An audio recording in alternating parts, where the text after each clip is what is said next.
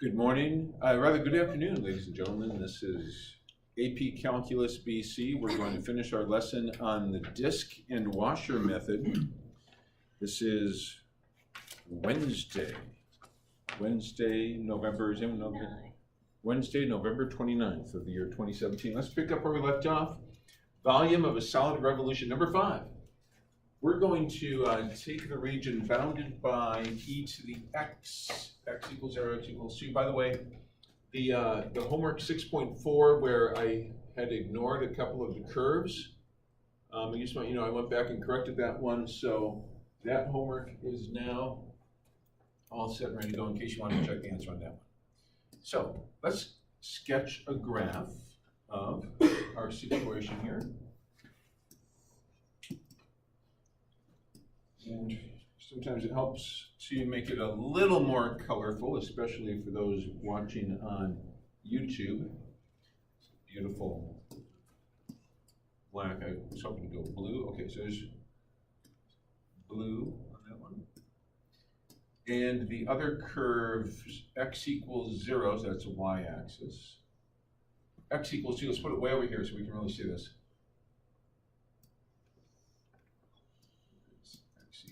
2, and y equals 0 is the x-axis, and we're going to rotate this about the line x equals -4. Now, this is obviously not drawn to scale, but I might be able to do a slightly better job of putting x equals -4 way over here. So here we go, x equals -4 is the axis of revolution. Please draw an axis of revolution arrow there. Now,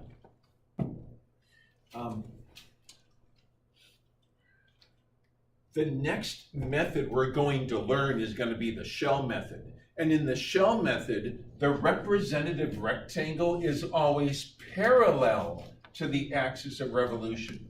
But since we have not yet learned the shell method, we have to commit with disc and washer to make sure that our representative rectangle is perpendicular to, even though it's not touching, the axis of revolution.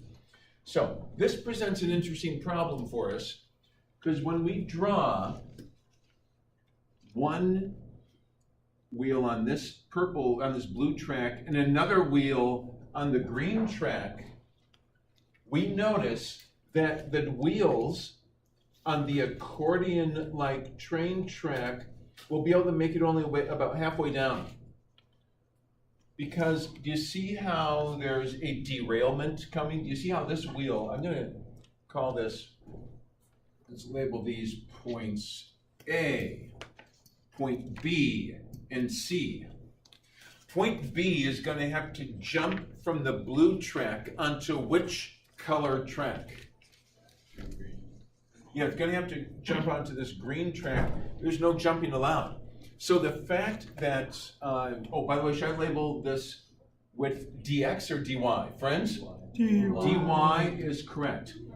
Because there's no jumping allowed, there's a signal in this diagram that indicates I'm going to have to do this in 2 separate parts. We'll call it the orange part, and I'm going to flip over to the red part. The red part is another representative rectangle labeled dy, but you have to bring a segment over to the axis of revolution. So I'm going to label these points A, B, C, D, E, and F. So I'm going to have to get part of this problem done using points A, B, and C, and the rest of it using points D, E, and F. Imagine, if you will, I mean, maybe you don't have to imagine, maybe it's crystal clear to you why it is that this is the time of year when parents start hiring expensive tutors. It's when you get to disc and washer method that without these line segments, and again, this is,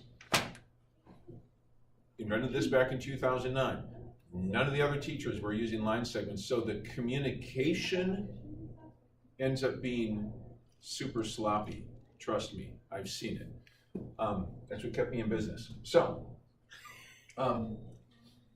But because we're actually labeling these line segments, I think we're going to be able to make really good sense of what's going on. So here's the setup. It's got to be a two-part setup, and it's going to require that we get the coordinates of these 2 points here. I mean, come on, when you put a 0 in for x, e to the 0 is 1. And when you put a 2 in for x, this is the point 2 comma e squared. I'm going to hit the door here. Okay, so that's the diagram. Now that we've drawn it in detail, I'm going to shrink it a little bit, but not so much that we won't be able to refer to it. Okay, but I need space on this. So we're going to let V represent the volume described. It's an important statement to make sure that every symbol has meaning attached. Let V represent the volume described. And here we go. We're going washer, disk, or shell. Which is it? Are we using disk, washer, or shell? Shell. In shell, the representative rectangle is always parallel to the axis of revolution.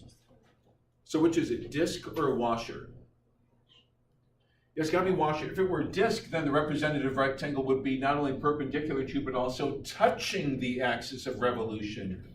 Perpendicular to, but not touching indicates washer method. So we say V by washer equals, and we write it out generally first. We write pi. You'd be surprised how many students forget to write the pi down, and so their answers are off by a factor of about 3.14. Pi times the definite integral from a to b of r sub l sub I squared, large radius squared, that's the ith large radius, minus the ith small radius squared. We take our q from in the orange section here, dy, okay? So that is the general setup. Now, let's do three washer notation, three colon notation for r sub l sub I and for r sub s sub I. Would you please attempt r sub l sub I for, oh my goodness, okay, yeah. Wow, okay. That's only taking one of these into account. So yeah, that's in general, that's the formula. Okay, good, so we knew that. But because it's a two-part problem, let me just group this together. These items are going to be grouped using my grouping thing, so I can just for now, I'm just going to pull that out for now. I'll make it bigger later. But, and this guy is just a formula. You don't need to see that very much because we all know what the formula is. We learned it yesterday. But what we do need to look at is the fact that in this particular case, we are going to be getting our volume by taking pi times the definite integral from, let's do the orange part first, from 1 to e squared, that's going to be the orange section, from 1 to e squared of r sub l sub I sub 1. This is the first part of the problem, so it's sub 1 squared minus r sub s sub I sub 1 squared dy. That's the first part, plus, and then we're going to have to do a second part to this problem. I'm going to group these guys together. And the second part of the problem, we'll call it part 2, is the red portion. So just trying to be super careful here. You take a risk, group these and make it super tiny. That will get larger later. For now that you've seen that on YouTube, we're going to minimize it a little bit and fill in the second part. The second part is the red portion of this problem, which is plus pi times the definite integral from what will the limits of integration for the red portion be? You might be like, I don't see the red portion. Okay, so There's the red portion. Yeah, the y values are going from 0 to 1. So switching to red, we go from 0 to 1 for r sub l sub I sub 2, that's part 2 of the problem, squared minus r sub s sub I sub 2 squared dy. So this is how we account for the fact that the wheels had to jump from one track to another. So that means we've got to do this 3-colon analysis 4 times. 1, 2, 3, 4. We've got to analyze all 4 of them using line segments from the diagram. So now that we've got that set up, I'm going to pull it down a little bit. I think we can still see it. Hopefully you can still see that at home. And then this for the diagram. Now the diagram has to be big. In fact, we're just going to pull this out for a little bit. Put it up there. We need to focus on the diagram. And I think the diagram is one big thing. So because we need the diagram, now I'm going to make that quite a bit bigger. But we're going to have to do 4 analyses. I'll do 1, and I want you to do the other 3. I'm going to perform the analysis for r sub l sub I sub 1. And I'd like you to do r sub s sub I sub 1, and then r sub l sub I sub 2, and r sub s sub I sub 2. It's kind of fun to say, all those subs. All right, here we go. R sub L sub I sub 1. Remember, part 1 goes, it's the top half, the orange half. So can someone tell me which line segment R sub L sub I sub 1 is? AC. Say it again. AC. AC, you're getting it. Segment AC. And segment AC, is that a difference of x coordinates or a difference of y coordinates? Yeah, it's laid out horizontally to different of x's. It's the x coordinate of point C minus the x coordinate of point A.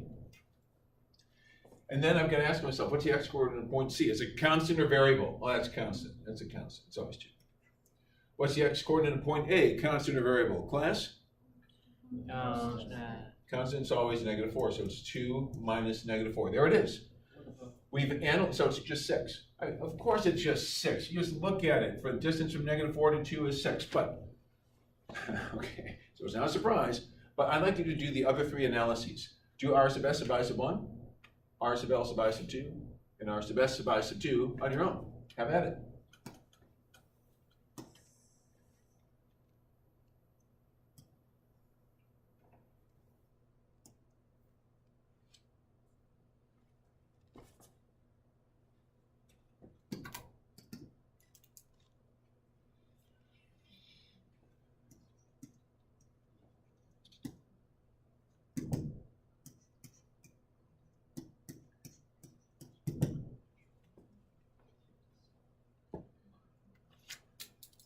So we gotta be careful with the x coordinate of point B. It's variable.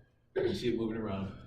And the equation of this line is y equals e to the x. So you need to solve the equation y equals e to the x for x. So it's, when you solve the equation y equals e to the x for x, you get x equals natural log y, don't you?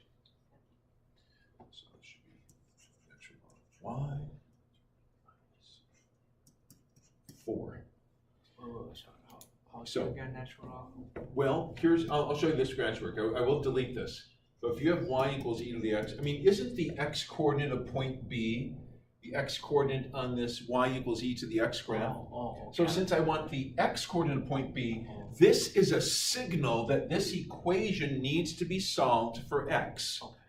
So that's why we actually write this down. It tells us what to solve the equation for. So take the natural log of both sides, you get x equals natural log y. So that's where this came from. So, all right. So that's natural log y plus 4. Shrinking that down just a bit. Next, it's time to analyze r sub l sub I sub 2 and R sub S sub I sub 2. So if you haven't already, go ahead and analyze those. Those are easy.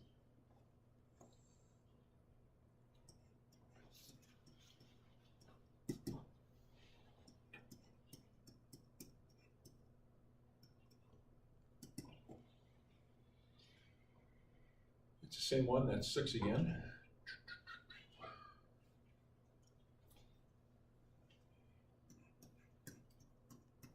Yeah, that was not too bad.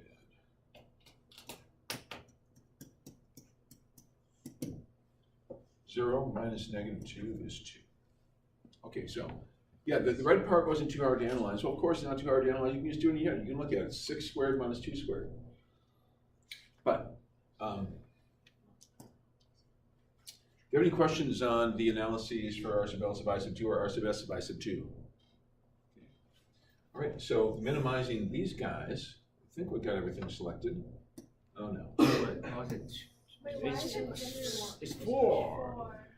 It's D. Yeah, where did the 2 come from? I should have showed my work. Look, there's one thing I tried to do in my head. You know one thing I tried to do in my head was It's your graph. 0 minus -4. And I should have written down the 0 minus C. See how important it is to be disciplined with that? So just to emphasize why it is we show this work. I mean, I would have accepted I was running out of space. That's my excuse at least. But x sub f, so we got 2 minus -4, and 0 minus -4 is what I should have done, because then I might not have made that mistake. Okay, so wow, I got a lot of stuff selected here. Somehow that, oh, I see. You can move this out. So the diagram, we basically used the diagram. We got what we needed out of there. And so now I think we can actually finish the setup. In fact, my guess is that you see exactly how to finish the setup.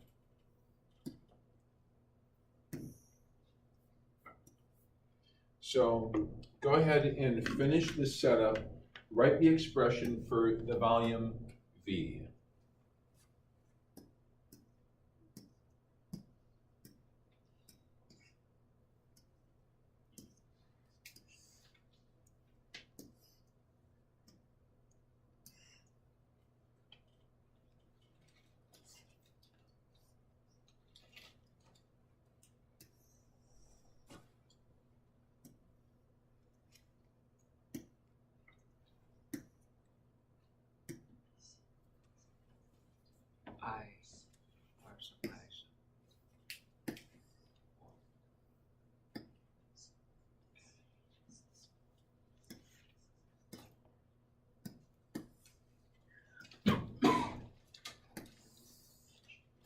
Okay. Well, having done all that careful work, I think we see now that the setup is pi times the integral from 1 to e squared of r sub L sub I sub 1, so that would be 6 squared, call it 36, minus the quantity natural log y plus 4 squared dy, that's part 1, plus part 2 is pi times the integral from 0 to 1 of large is 6 squared, or 36, minus 4 squared, or 16 dy. So that's a setup. Of course, in the homework, you have to go ahead and actually finish it. Any questions on how to get this one? This problem is the transition problem from washer to shell. It's meant to be super challenging and detailed on purpose so that you can see how clean and smooth the shell method is compared to a 2-part washer method. When you find yourself having to do a 2-part washer method, stop. Shell will be much easier. Shell will come out very clean and it'll come out in just 1 part. So we're going to revisit this problem because mean, we basically finished up the part of the lesson, or the lesson that was from yesterday. So disk and washer are done. So now we can move into shell, or, well, we're at the stage is set to move into shell. However, there is one thing on this handout that we didn't actually do, and I do want to wrap this up before we go into shell, and that is derive the formula for the volume of a sphere. So a lot of things in a calculus course to help you understand why it was such a big deal, why it still is such a big deal in terms of the knowledge that it generated. I mean, it's entirely possible that at many points in your life you were told that the formula for the volume of a sphere is 4/3 pi r cubed, but you didn't know why that was the case.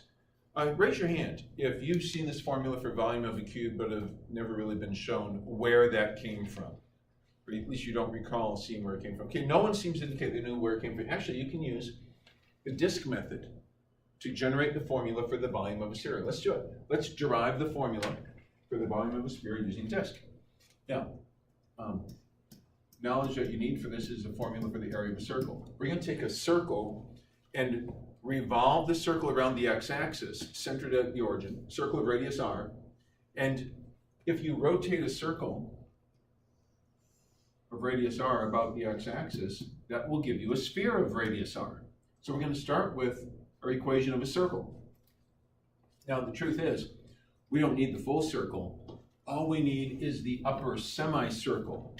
So let's take this semicircle that has a radius of r, x-intercepts plus or minus r, y-intercept r, and we are going to rotate this about the x-axis. So put your axis of revolution symbol here, and the representative rectangle will help us visualize this. Let's put points E and F, dx. So now the question is, I'll also label r sub I. This is the ith radius of the ith disk. I know it's disk and not washer because the representative rectangle is perpendicular to and touching the axis of revolution. So this diagram should trigger a sphere in your imagination. Do you see the sphere? Okay, so we're going to get the volume of the sphere using the disk method. And so we're going to say let B represent the volume of the sphere. So V by disk method is going to be pi times the integral from, then we're going to do, instead of going from negative r to r, it's often an advantage for calculus students to get a 0 in as at least one of your limits of integration. So instead of going from negative r to r, let's go from 0 to r and then just double the whole thing. Volume by disk equals 2 times pi times the integral from 0 to r. R sub I squared dx. You see, that's why we always label our representative rectangle as having a width of either dx or dy, because it signals to us whether we should integrate with respect to x, y, s. Go ahead. I suddenly forgot why we have pi. Is it because we're it's a cylinder? Yeah, a disk is a cylinder, revolve it? and the formula for the volume of a cylinder is pi r squared. It's right here. cylinders Pi added r together. squared h. Pi r squared h. Okay. That's the height of the ith cylinder, the ith disk. Okay? Thanks for asking that. Further questions? No? All right. So, we need to analyze the ith radius. So, the ith radius is the length of segment EF, colon, that's the y coordinate point F minus the y coordinate point E.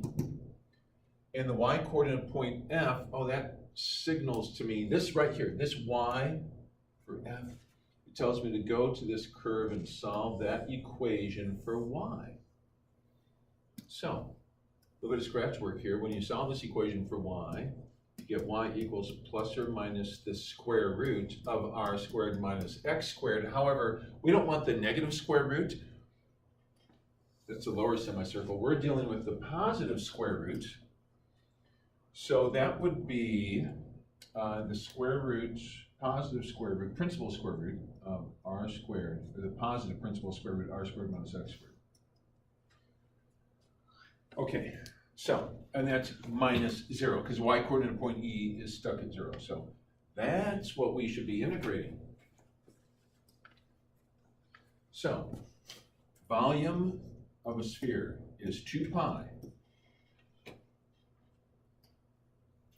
And see how far you can go with it. See if you can take it all the way down to 4/3 pi r cubed.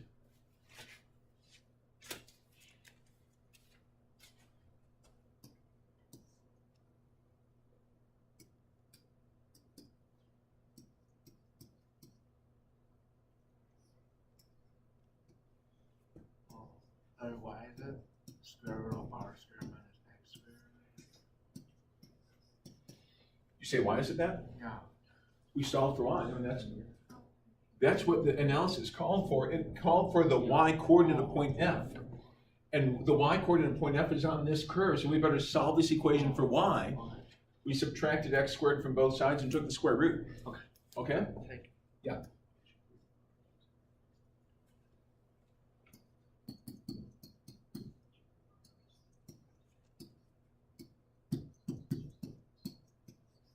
Now this is where it really matters whether you're looking at a constant or a variable. R squared is not a variable, it's a constant. So when you integrate it, you have to integrate it as if it's a constant.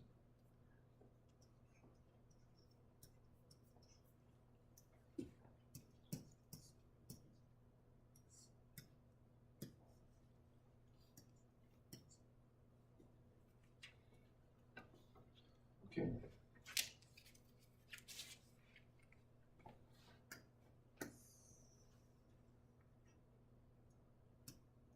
So when I took the antiderivative, I got r squared x minus x cubed over 3. Do we agree on this? So we do. Okay. Shrink that a little bit.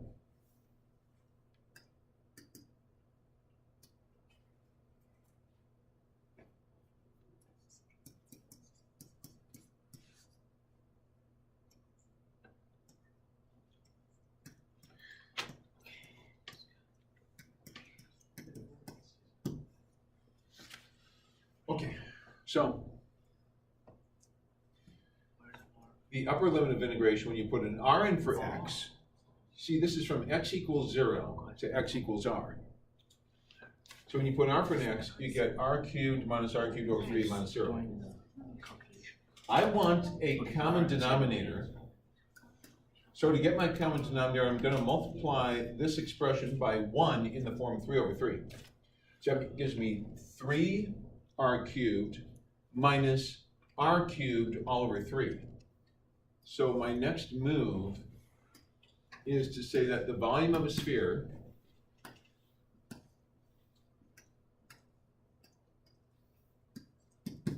is 2 pi times 3r cubed minus r cubed is 2r cubed over the common denominator of 3, which when multiplied is 4 pi r cubed over 3, 4/3 pi r cubed. So that formula came from calculus. The formula for the volume of a sphere came from disk method analysis. Question? I just want to make a comment. Comment? Yes, go ahead. I think this is pretty cool because I learned this in middle school, but they never told us why, and now I know why. That's the formula for. I think. Are you saying that you learned it in middle school, but you didn't know why, but now you do know why? Yeah. This is very exciting. It is. Does anyone else have any questions or comments? Comments? All right. So, okay, so that certainly does finish up the lesson on disk and washer. Mr. Royce. Yeah. I'm gonna talk about pi sometimes. Pi? Where pi came from. Yeah, actually we talked about that in units, in chapter 8 on Taylor series. Is it next semester? So, Taylor series, we come up with the Taylor series of pi. That's what we call I heard this. certainly not this semester. That's the time when we learn it. Okay. As soon as certainly not this semester comes. Further questions? Yeah. Yeah, so we'll figure out what's going on with pi. All right, and now the lesson on shell method. By the way, since I've finished teaching assignment 6.5, assignment 6.5, I would like to have you Friday. finish it by Friday. I know Friday's quiz day. Okay, So much to do on Friday. Fine, so we'll just make Quiz on both Monday. the quiz is Friday. We'll have both 6.5 and 6.6. What we do on Monday. That's because I've heard that some of you like to just do your homework all at once and not break it up. So anyway, if you want to turn it in early, that's fine. I recommend you get started on it. But 6.5 should be done Monday. But I'm also teaching 6.6 today, so have 6.6 done by Monday also. Yes? Is the content in 6.5 and 6 on the quiz? No. Oh, nice. But doesn't the content of the quiz stop for Thanksgiving? Yeah, the quiz is everything up to Thanksgiving, but not after Thanksgiving. Further questions or comments? Alrighty, so shell method. Shell method is not on teacher supplied paper or e-documents. Shell method will be on SSD. student supplied paper and or e-documents. So take out a sheet or two. Let's go to shell method.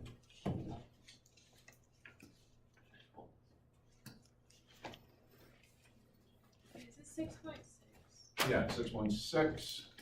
I hope shell method.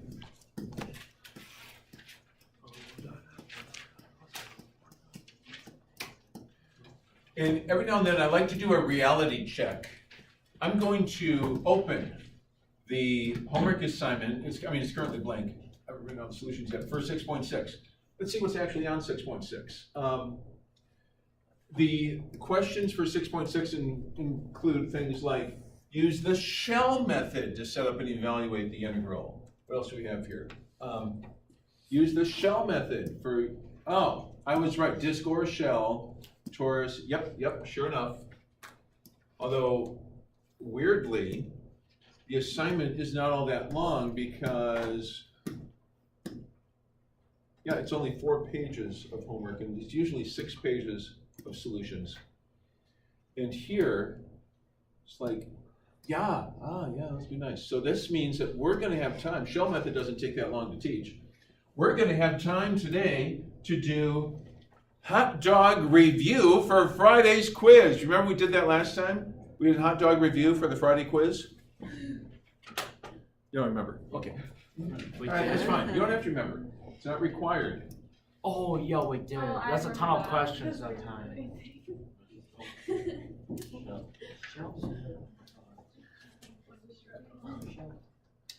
So the funny thing is that, I put the YouTube up of the Shrek presentation. Just a video of Shrek. DreamWorks still found it, and so they've monetized my site because I'm using copywritten work. They could have blocked it, but they decided to let me continue to have that on my YouTube site, but they've monetized it now. What do you mean, monetize? To monetize They means it's blocked- making money for DreamWorks because I'm using the Shrek. Oh, it doesn't give the money That's to you? hilarious. I know, I thought there's no way they'll see it because it's not really like, I'm not putting the Oh. video feed in there. It's just it's a video of a video, but so How how do we they found even it. detect it? It's probably someone at DreamWorks, that's their Wanted to job, know is about to calculus. surf YouTube. What? They wanted to know about calculus. It's really what calculus. Yeah, well, yeah, that could be it. That could be what motivated them. So they like the lesson you taught, so Christianity is gonna dominate the world. Let's hope so. Let's hope so. So way to go making To money. dominate the world in a gentle and loving way, right? Yeah. Okay. And humble So too. here we go. Shell method. For shell method, we are going to revisit the problem we just did. It was a 2-part problem. Boy, was that stressful. But this time, instead of taking the curve y equals e to the x from, what did we go, from 0 to 2? We went from 0 to 2. And we rotated that region bound here around x equals -4 was our axis of revolution.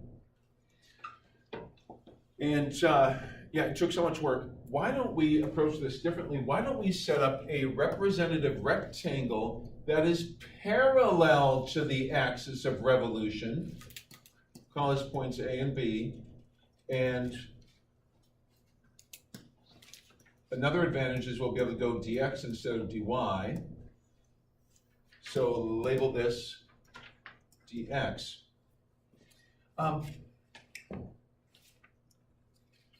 And for shell,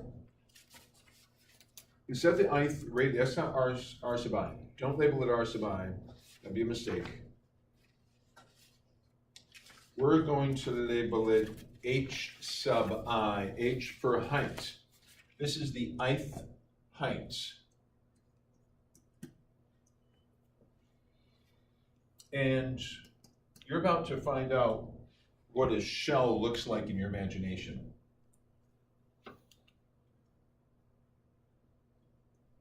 Draw, that should be, just gonna make that red, make it really clear.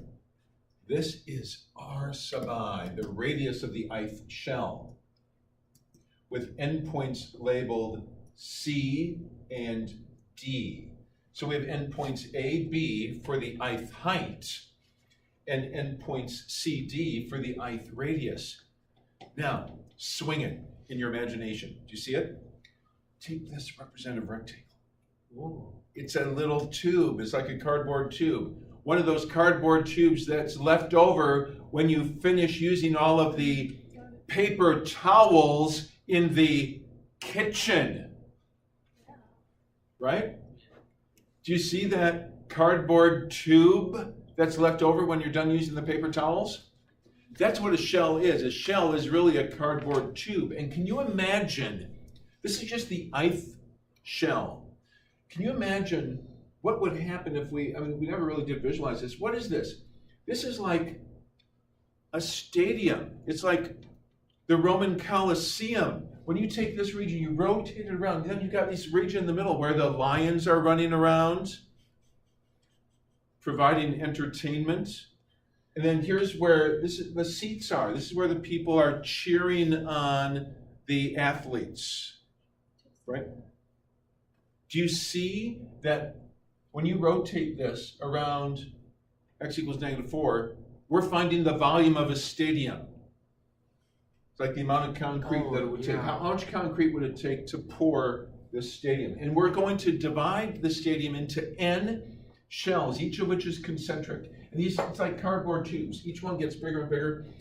Let's analyze, instead of the ith disk or the ith washer,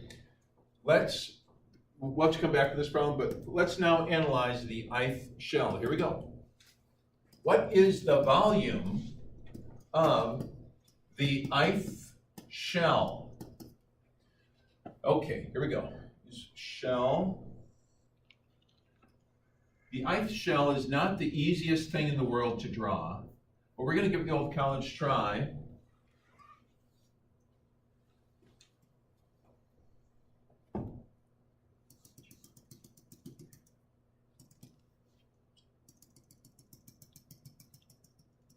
Trying to be precise in how we get the image of the ith shell into your imagination. Okay, now this is h sub I out here. This is the height of the ith shell. And then in here we have r sub I. So to take the points from over here, if you want to find out where did points A and B go, well, really, you can think of points A and B as being, right, here's point A and point B. In fact, I'll even draw the ith rectangle right here, which was a dx, right? So this rectangle goes swinging around the vertical line x equals -4. And so this ith shell, if you had trouble visualizing it before, hopefully now it's clear what the ith shell looks like. We got to find the volume of the ith shell. So in order to find the volume of the ith shell, we take out a scissors and we cut this cardboard tube, this shell. we slice it and roll it out flat into what amounts to a cylinder, a rectangular, it's not a cylinder. We lay it out flat into what amounts to a rectangular solid, a very rectangular, thin solid. So when we lay it out flat, it looks like this.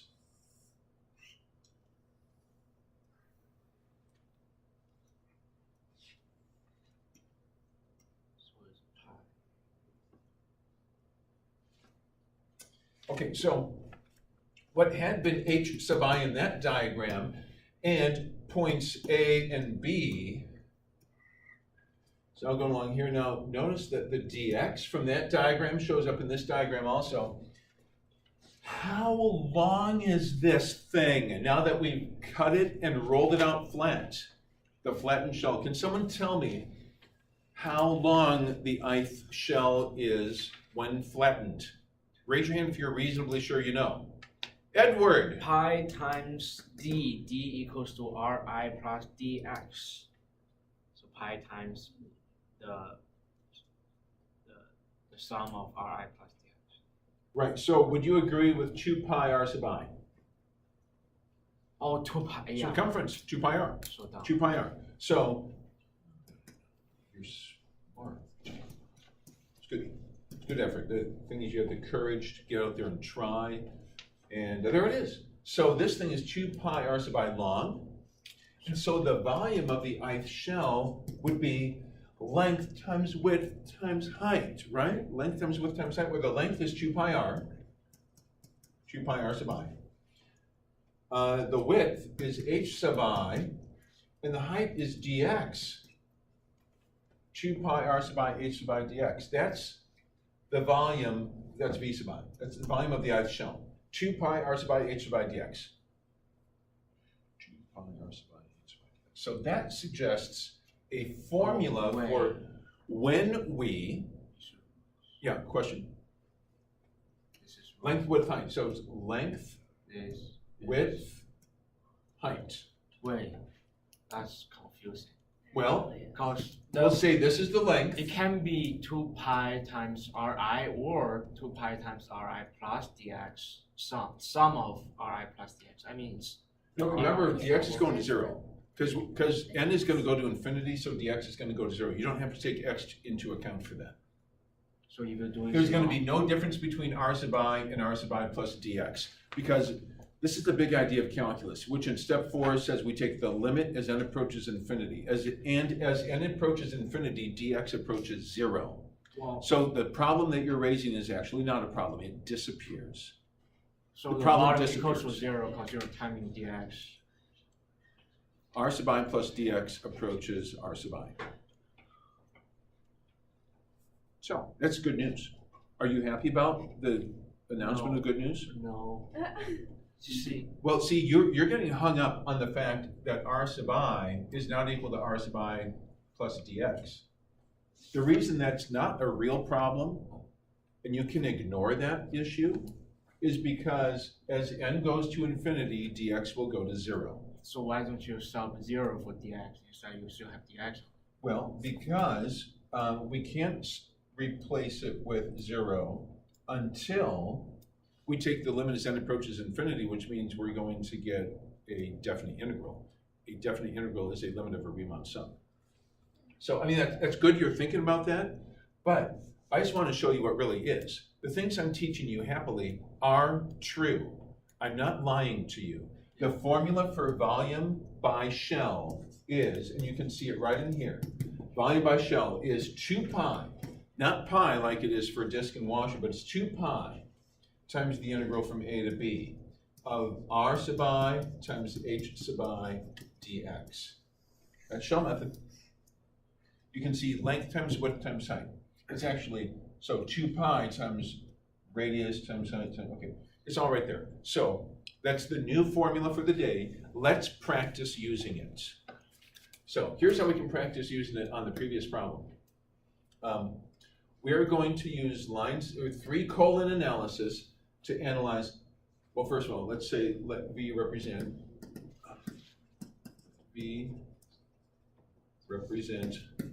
The volume of the stadium.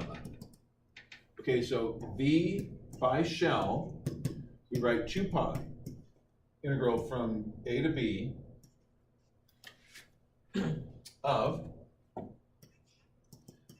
r sub I h sub I dx, radius times height times dx, where r sub I corresponds to the length of segment CD, and CD is the x-coordinate of point D minus the x-coordinate of point C. Get ready for a nuance. We've never seen this before. X-coordinate of point D. Notice that D is not on a curve. It's not on e to the x. It's not on x equals 0, x equals 2. Look at that. It's just out there.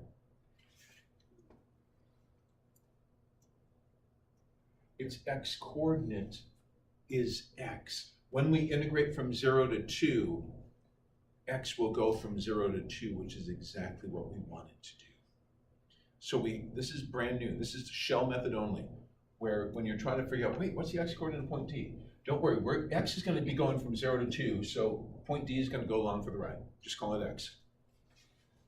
The x-coordinate of point C, is that variable or constant? Class? It's constant. It's -4. So it's x minus -4. So that's the r sub I analysis. Let's analyze the ith height. The ith height is the length of segment AB. That's the y-coordinate of point A minus the y-coordinate of point B. This will be interesting. We have to keep everything in terms of x because we know we're integrating dx. So whatever we come up with for the y-coordinate of point A had better have x's in it, and it does, because the y-coordinate of point A is e to the x. The y-coordinate of point B is constant, it is 0. So instead of doing that two-part thing with r sub L sub I sub 1, r sub L sub S sub 1, r sub L sub I sub 2, r sub S sub I sub 2, we don't have to do any of that. All we have to do is volume equals 2 pi times x is going from 0 to 2 of radius, which is x plus 4, times height, which is e to the x, dx, and we're done.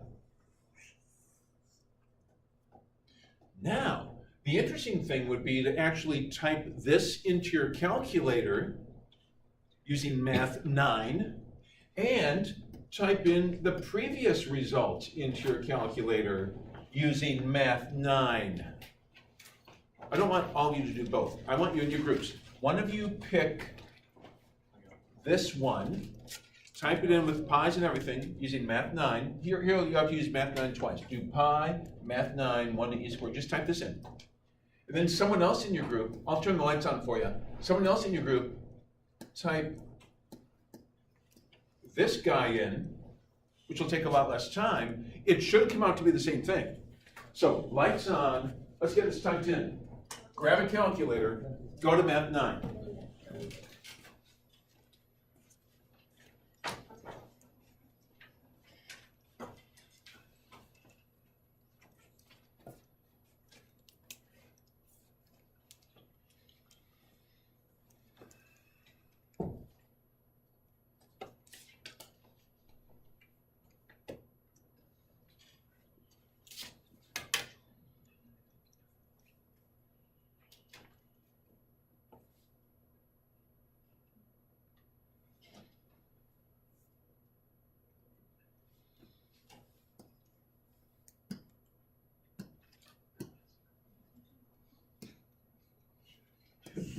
Two pi.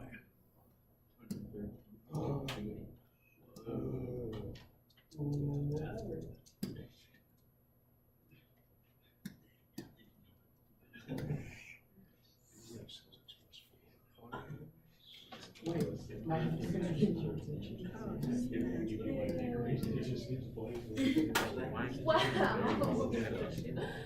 Yes. So what's first term? Mine will. Oh, that's what it is. Oh my gosh.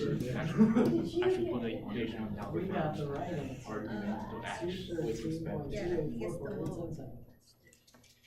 whole. Okay, so using shell method, and you see what's at stake here. I mean, this problem could come up on the AP test.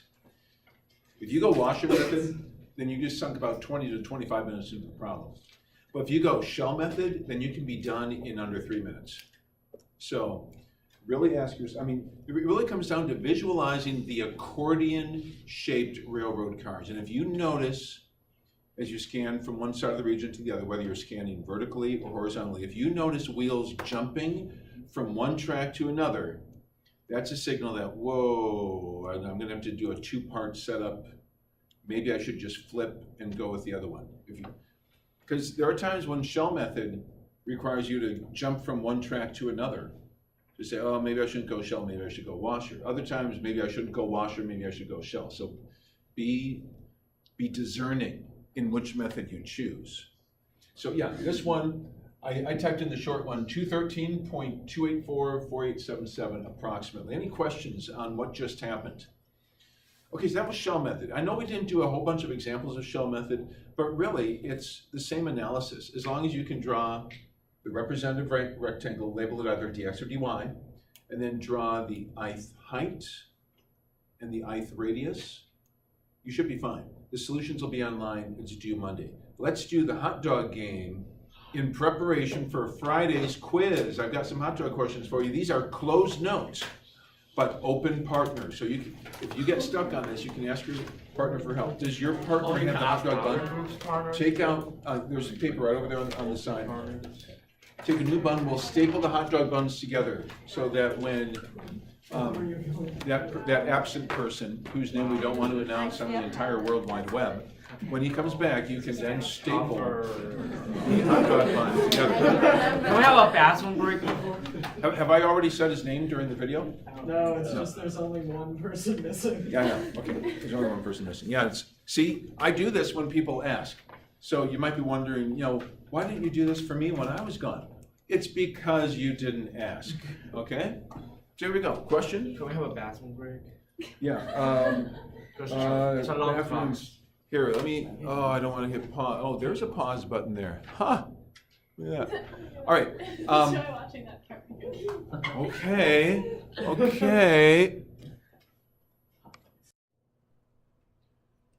Welcome back. So it's time to play the hot dog game. The hot dog question is the limit as x approaches infinity of x cubed times e to the negative 2x. You may begin.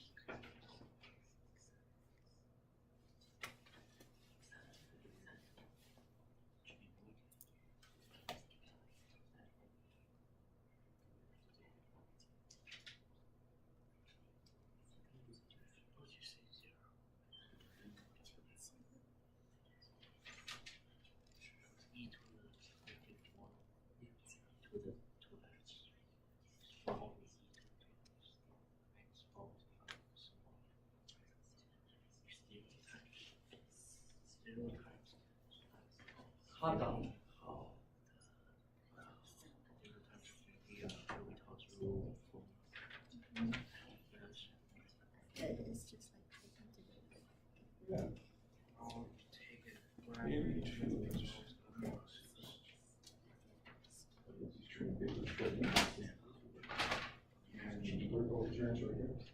There's always an e to the negative 2x. Yeah.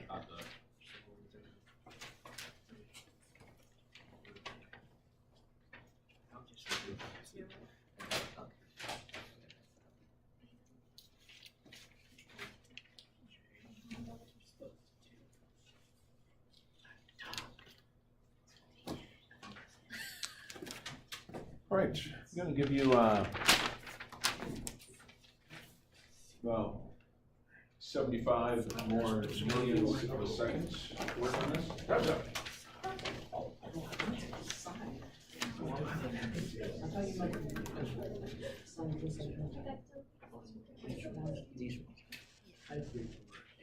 Okay, so you're gonna staple this onto your other, you gotta know where your other hot dog was. Yeah, it's just all filled up.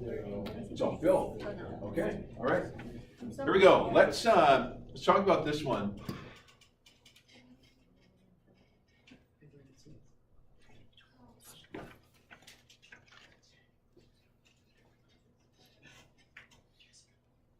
Okay. So, here's a plan. This limit is in the form infinity times 0. E to the negative 2x is exponential decay. That's one of the 7 indeterminate forms. It's an indeterminate form that can be rewritten as a form to which L'Hopital's rule applies. So if you rewrite this as the limit as x approaches infinity of x cubed over e to the 2x, it's now in the form infinity over infinity. L'Hopital's rule now applies. So according to L'Hopital's rule, I can rewrite this as the limit as x approaches infinity of 3x squared over e to the 2x times 2 or 2 e to the 2x. I can keep going like this, or I can realize, wait a second, horse race approach. This horse is not as fast. That's a faster horse, and the faster horse is in the denominator. And when the faster horse is in the denominator, the answer is 0. So. Keep in mind, on the quiz, it will say show all work. But it's nice to know, using the horse race analysis, what the answer is. So if you make a mistake, you can go back and find it. The answer was 0. Question? But do we have to race all the different? Here's what you'd have to show in a quiz. You'd say that according to, okay, so LHR gives us this. LHR, do it again, gives us 6x over 4e to the 2x. Limit as x approaches infinity. Still infinity over infinity. So a third application of L'Hopital's rule gives us the limit as x approaches infinity of 6 over 8e to the 2x. That limit is in the form 6 over infinity. And any limit in the form 6 over infinity has a value of 0. Further questions? Whoa. Why do you transform it into the division form? Like So that L'Hopital's rule will apply. L'Hopital's rule only applies when the limit is in one of 2 indeterminate forms. One, 0 over 0. The other form, infinity over infinity. You need one of those 2 of the 7 indeterminate forms. You need one of those 2 in order to have the green light to employ L'Hopital's rule. Can we get your hot dog bun? Time for the next hot dog question. That's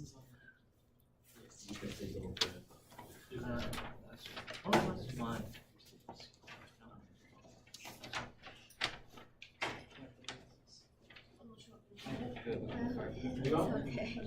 Okay, so that's a little review. Is this my pen? Did I take someone's pen?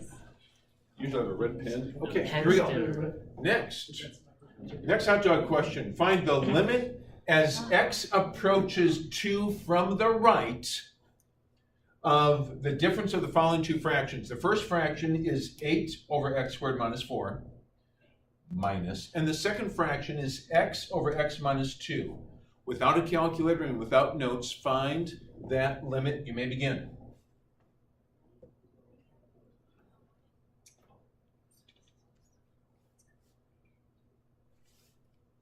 All right.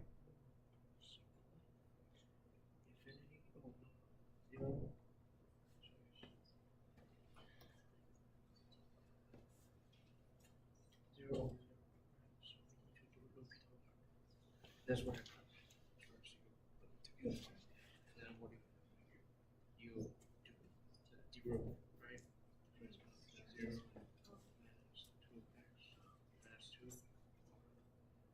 minus 2x minus 2 plus 0 over 0.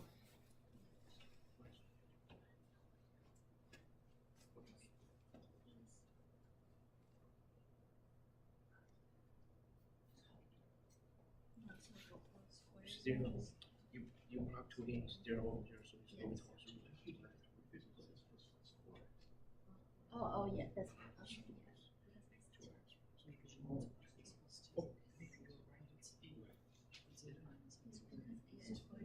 So it's -2. Still no.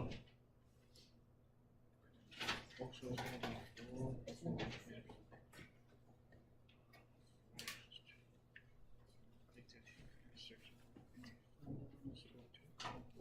So you use.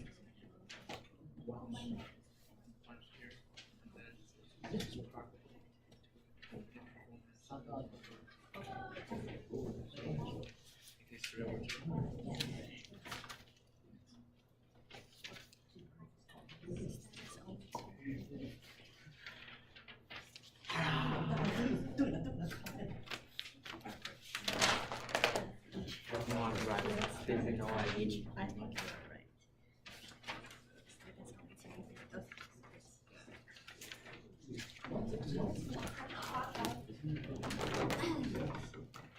Look at my teeth. Organic. Tight pie. Prince of peace. Of black. Really weak Alrighty, ladies and gentlemen.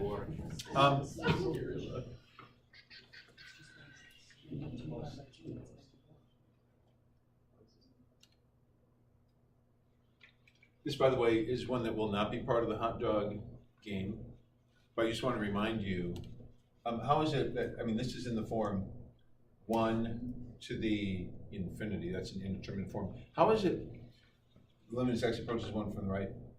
1 to the, 1, no, that's unindeterminate. 1 to the 1. That's the whole point. The whole point of this one is that it's an example where it's not always an indeterminate form. 1 to 1. So this is 1 to the 1. That's gonna be Over 1. question. It's gonna be 1. That's not an indeterminate form. The answer to that one's good. So if this had been a hot dog question, the answer would have been 1. Yes, go ahead. When you have one of those infinity to 0, 0 to infinity, what do you do with those? You Sum equal to y. Say y equals the limit, and then take the natural log of both sides. That will enable you to manipulate it over to either 0 over 0 or infinity over infinity. So I just want to reveal that one, just to let you know it's not a hot dog question. Here we go. This limit is in the form infinity minus infinity, which means we need some algebraic manipulation. I'm going to rewrite it as, oh, by the way, there were 4 hot dog buns submitted and 3 different answers. There were 3 different answers that came in for this problem. So let's find out what's going on. X approaches 2 from the right. I need a common denominator. I'm going to multiply this fraction by 1 in the form x plus 2 over x plus 2. That gets me the common denominator of 8 minus x squared minus 2x. So it's going to be 8 minus x squared minus 2x will be the numerator. The denominator will be x squared minus 4. X squared minus 2. Okay. Now, interestingly, this limit is now in the form okay, so we're taking the limit as x approaches 2 from the right. This is still a 0 down here. And upstairs we have 8 minus 4 minus 4. So we have 0 over 0. So that means we can now use L'Hopital's rule. LHR, L'Hopital's rule gives us the limit as x approaches 2 from the right of, this is going to be negative 2x minus 2 upstairs over 2x down below.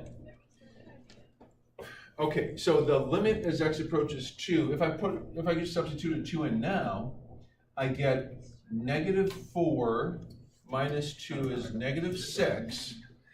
Down below, I've got 4, negative 3 halves. Negative 3 halves is the negative 3 divided by 2 is the answer. So every time you apply L'Hopital's rule, recalculate the form of the limit. So, please come and retrieve your hot dog bun now.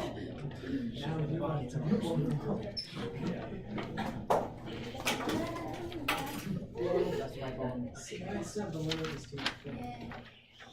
So I got that. I got everything wrong except for 1. That is also true. 8 minus Counterbalance. Now, we have at least 2 more hot dog questions, possibly more, but let's just take a quick hot dog break. Most people, they take a break and eat a hot dog. We take a break from the hot dog game and do dummy variable differentiation. So this is something that you'll be able to use on Friday's quiz. It's dummy, it just saves a little bit of time. It's a little shortcut thing. It's not like a huge new concept. Dummy variable differentiation.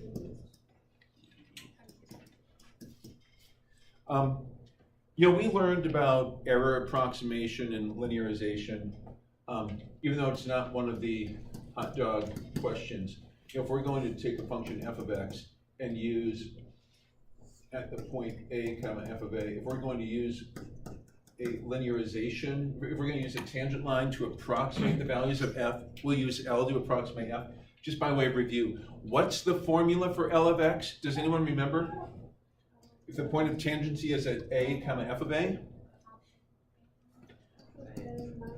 f of a plus f prime of a times what? X minus a. X minus a. So that's going to be on the quiz. What is That's the linearization formula that I taught before Thanksgiving. Oh. Okay, so that's going to be on the quiz. But also, we're going to have dummy variable differentiation. Suppose you're doing a situation where there's error, like the error. Well, actually, the propagated error. So dummy variable differentiation is used with propagated error. This was just, honestly, just popped into my mind. I knew that you needed to review this. Some of you had forgotten it. But with dummy variable differentiation, it would be kind of like using, for a sphere, thinking of v equals 4/3 pi r cubed, which we just derived today. If there's an error in measuring the radius of, say, 0.3, if dr is 0.3, a change in the radius could cause a change in the volume, which might also be the volume of paint on the sphere, correct? Now, that means we're motivated to find the differential dV, because dV would be an approximation for delta V. And so, there's a couple ways to find dV. One is to write, is to differentiate it with respect to t. This is a slow way to do it, to find dV, and it's not what I recommend you do on the quiz. Just differentiate it with respect to a dummy variable like t. T is called a dummy variable because there's no t in this problem. So it's just kind of brought in. dV dt equals 4 pi r squared dr dt. T is a dummy variable because there's no t in this problem. However, if you multiply both sides by dt, the dt's cancel and you just get dv equals 4 pi r squared dr. So when I presented this to you in class, I think I went straight to dv equals 4 pi r squared dr because you seem to be okay with that. You accepted it just fine. Because I think we wrote it as dv dr. We differentiated with respect to r in class and put the dr on the other side. There is another way to approach it, and that is to just bring in a dummy variable, differentiate with respect to t, knowing that the dt's will go away and they'll just cancel out. That's just another way to look at the process of getting dv. The answer is the same. Either way, the volume of paint that we need to paint the sphere to a depth of 0.3 centimeters or inches, whatever, is still going to be 4 pi r squared dr. Suppose the radius was measured at 15, it would still be 4 pi times 15 squared times 0.3, either way. But sometimes mathematicians will use this phrase, dummy variable differentiation, to refer to the process of bringing in a variable that's not in the problem, and that's just going to go away. It just comes in and goes away. That's a dummy variable. Not a big deal. You don't. It's not like you need that for the quiz, but it might come in. It might come in handy. Sure. Yeah. Question? So how did it go away? I just multiply both sides by dt. When you multiply both sides by dt, they cancel. Wait, it was dt. T is a dummy variable, so I differentiated with respect to t on both sides. See, why is it only on dr, not on the whole expression? because of the chain rule. The derivative of, 4/3 pi is just separate. So the derivative of r cubed is 3r squared times dr dt. If I'm differentiating with respect to t, then according to the chain rule, the derivative of r cubed would be 3r squared dr dt. 3r squared, the 3's canceled. I mean, you see what I did there? The 3's canceled, so it's just 3r squared dr dt. Yes, just because of the chain rule that the dr dt is there. So It's not faster. that's chain rule review is what that is. Why is it faster? Well, no, I said it's slower to write this out because actually writing the t there is slower. But when people are really doing dummy variable differentiation, they're not even writing the dummy variable. They're thinking dv dt, but the dt is going to cancel, so I'm not even going to write it down. Equals 4 pi r squared dr dt, but oh, there it is.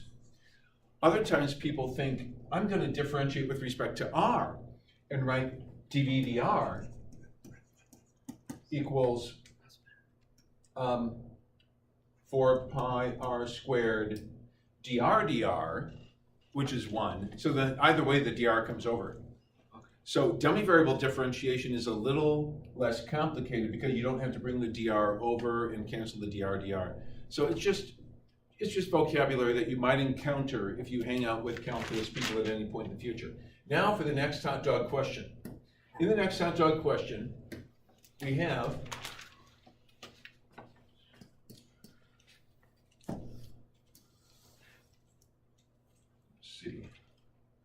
T represents a real numeric variable, P is population, and the carrying capacity of this environment is P equals some number, which I'm not going to write down yet, and point of inflection. Okay, so for this hot dog question, you're going to need to know this number, the carrying capacity, P equals is a constant. And yeah, this is also closed note, right? Closed note. Okay.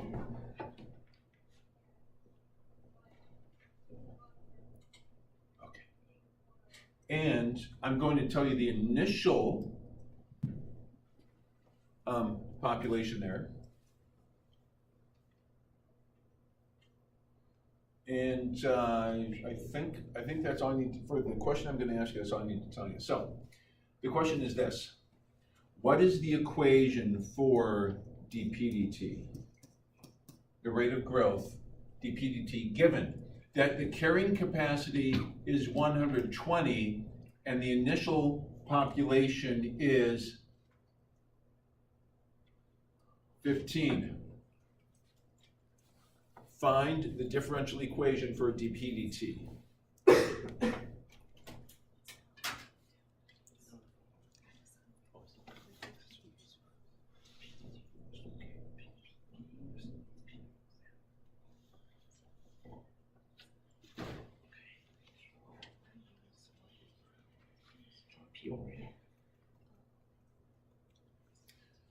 And you know what?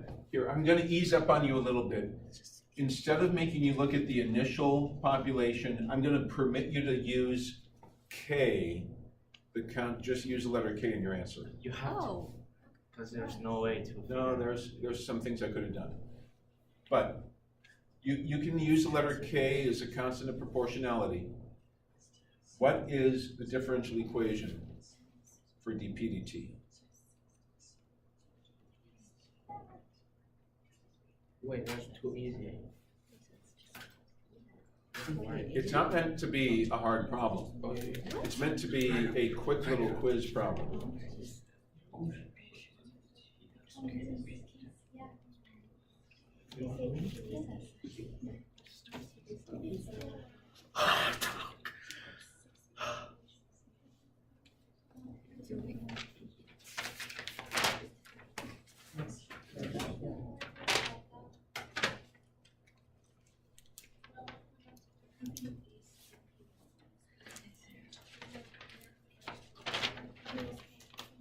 First,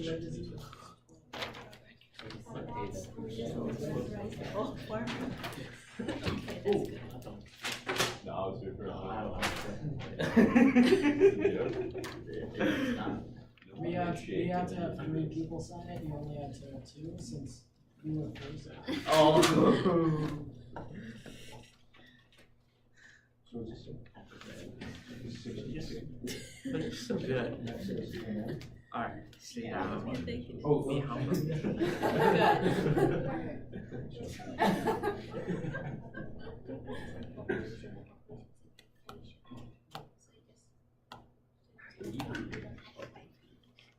It was P around. That's confusing when you're in the Yeah, it should have been at the end. Isn't it supposed to be M equals 120? I think you said it was you wrote P equals 120, so it's M equals 120. Yeah, I'm just, the equation of that line is P equals 120. Yeah, so it should have been. The equation of the line is P equals 120. That's a carrying capacity. So it's kind of like, you know, a vertical line would be T equals something. Okay, now for the last hot dog question of the day. Since you've got K times P times 1 minus P over 120, without actually doing any calculus, but instead jumping right down to the equation for P, given that the initial population is 15 and that 10 years later the population is 110, write the equation for this particular S curve. If the initial population is 15 at time 0, that is the point 0, 15. And after 10 units of time, it's 110. Find the equation of the S curve.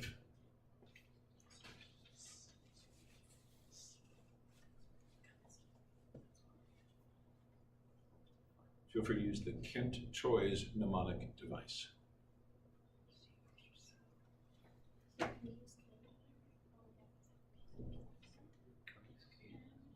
Kent-Choi's.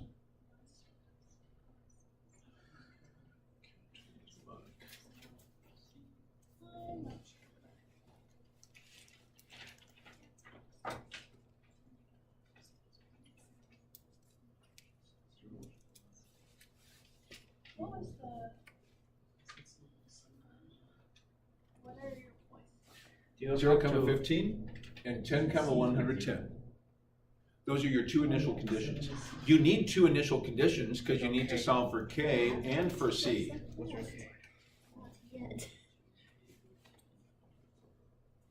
what's the time period? Did you say that? That's all you get. 0, 15 and 10, 110.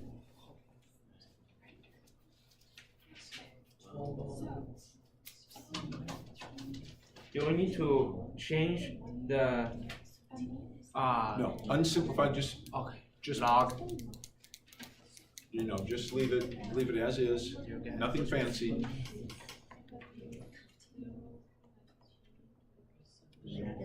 So it's L divided by 10. So it's just I'm pretty sure. and it's divided by C, yes. Right. We need P.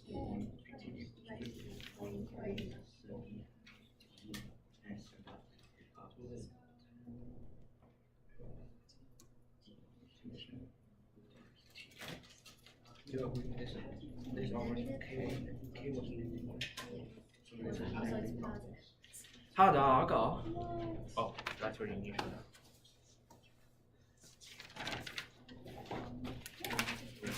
Oh, I just learned this last night. I watched a 1 hour long video. Oh, yeah. Huh. So you weren't here, wait, you mean my video? Did you watch, no, I didn't make a video. No. taking this. I was dreaming about Florida the Friday before Thanksgiving. That was So- the day before Thanksgiving. If you can stay for a minute, I want to show you the solution to this. Wrap this up. Wait, is this one graded? Yeah, this is the hot dog question. Do you have it? Okay, time's up. Here, let's take a look With at it. JD Gunn and Joey Donasso, Friends? please come to the front office. JD Gunn and Joey Donasso, please come to the front office. it's really a good idea to remember that it's m over 1 plus ce to the negative kt. So that's 120 over 1 plus ce to the The negative following kt. students, please see Mrs. Hess in the 0,15. library. Rachel Smutzer, Will Casto, Bo Hill, please see Mrs. Hess in the library. And Joey Palumbo, please stop by the front office. I was on the right track. E to the 0 is 1, so to solve for c, the c is the first thing that comes out. You get 15 equals 120 over 1 plus c. So that means that 1 plus c equals 120 over 15. By the way, 5 goes into those, you're gonna have c equals, 5 goes into 120, 24 times, so 24 thirds, so it's 8. 8 C is 7. minus 1, so c is 7. So once you find that c is equal to 7, then you've got p equals 120 over 1 plus 7e to the negative kt. So to solve for k, you use the other initial condition, 10, 110. So 110 equals 120 over 1 plus 7e to the negative k times 10. So what I'm going to do to correct your paper is I'm going to, I'll let you go for now, but I'm going to solve this equation for k. Then whatever I get for k, I'm going to put it in this version of the equation, and that will be the final answer. All right? So that's the procedure on that. The quiz is Friday, so both homework assignments, 6.5 and 6.6, are due by class time on Monday. You're dismissed. See you Friday.